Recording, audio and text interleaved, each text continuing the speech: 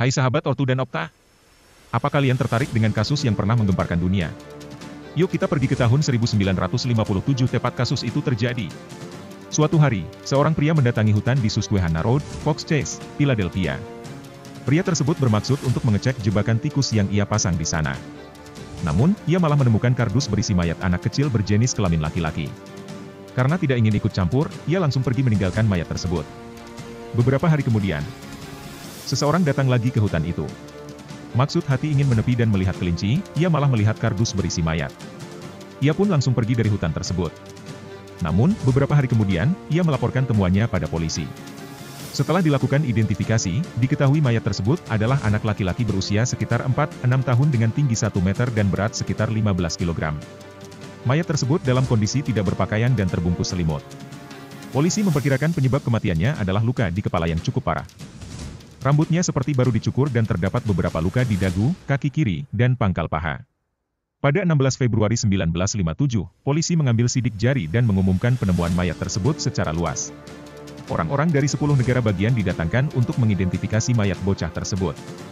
Sebuah surat kabar bernama Philadelphia Inquirer juga turut menyebarkan 400.000 selembaran tentang mayat malam itu. Sayangnya, tidak ada satupun orang yang mengaku mengenalinya. Kasus tersebut pun tak kunjung menemukan titik terang. Pada Februari 2002, polisi mendapatkan keterangan tentang kasus tersebut dari seorang wanita berinisial M. Ia bercerita bahwa pada tahun 1954, ibunya membeli anak laki-laki dari sebuah keluarga. Karena memiliki sifat yang temperamen, sang ibu kerap kali melakukan penyiksaan fisik dan seksual pada anak tersebut. Keterangan M sebenarnya sesuai dengan temuan polisi di lapangan. Saat dilakukan visum, ditemukan kacang polong di dalam perut mayat tersebut. Selain itu, jari-jarinya juga mengeriput seperti orang baru mandi. Sayangnya, polisi tidak dapat memastikan kebenaran dari keterangan M karena ia mengalami gangguan mental. Selain itu, polisi juga sudah mengecek ke tetangga M yang tinggal di dekat rumah M pada tahun 1950-an. Namun, mereka tidak mengetahui ada anak laki-laki yang tinggal di rumah M pada masa itu. Ia dimakamkan di Pottersville Field. Namun, pada 1998, makamnya sempat dibongkar untuk diambil sampel DNA-nya. Akhirnya, dimakamkan lagi di Ivy Hill Cemetery.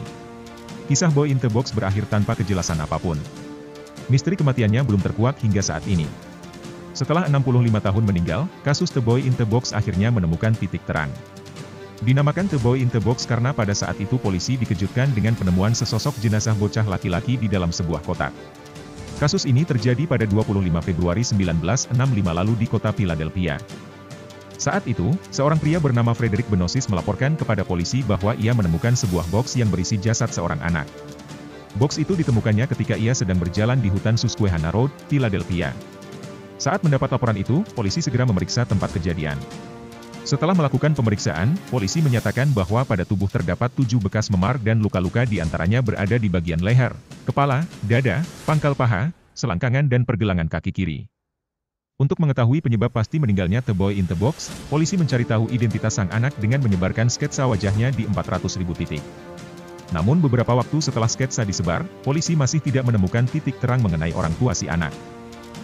Tak hanya sampai di situ, agar bocah The Boy in the Box lebih dikenal, polisi mendadaninya dan seolah masih hidup dan menyebarkan foto sang bocah.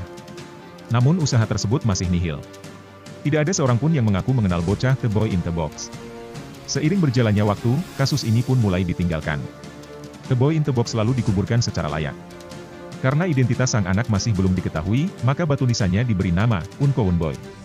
Setelah lama ditutup, kasus The Boy in the Box kembali dibuka pada tahun 2019. Polisi pun kembali melakukan beberapa penelitian.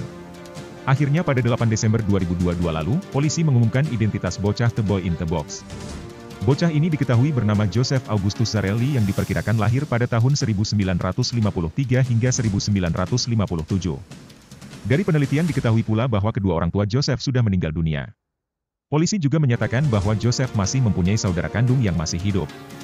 Namun polisi belum membeberkan identitas saudara kandung dari Joseph karena masih dalam tahap penyelidikan. Keberhasilan polisi dalam mengungkap identitas The Boy in the Box tak terlepas dari pengaruh perkembangan teknologi DNA.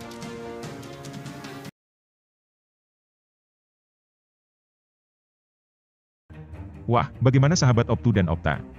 Merinding? Habis ini kita mau kemana lagi ya? Tulis di kolom komentar ya. Sampai jumpa lagi.